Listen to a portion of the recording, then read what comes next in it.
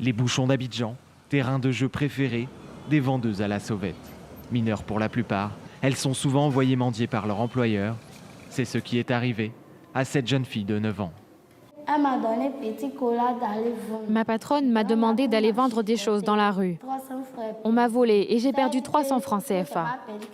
Elle m'a dit que je l'avais volé, alors elle m'a frappé avec des fils électriques. Sa patronne avait convaincu ses parents de la lui confier, qu'elle allait s'occuper d'elle. Mais une fois arrivée à Abidjan, le cauchemar commence. La dame avait dit qu'elle m'amènerait à l'école, alors que c'était faux.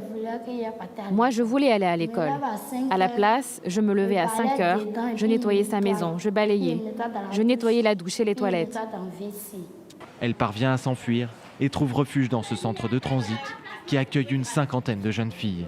Car son cas est loin d'être une exception. Les trafiquants profitent souvent de la crédulité et de la précarité des familles dans les campagnes reculées.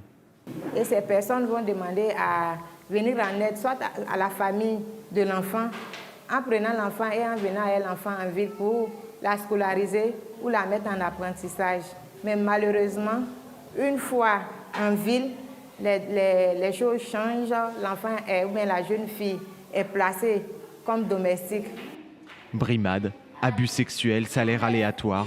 Selon une étude datant de 2015, plus d'un tiers des travailleuses domestiques seraient violentées.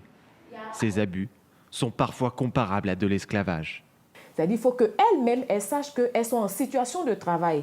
Parce que très souvent, ce que les employeurs disent, c'est que pour eux, c'est un service qu'ils rendent à la personne qui vient travailler chez elles. Voilà, donc il faut qu'elles puissent connaître leurs droits et que, en cas de violation ou d'atteinte ou de maltraitance, quels sont les recours qui s'offrent à elles.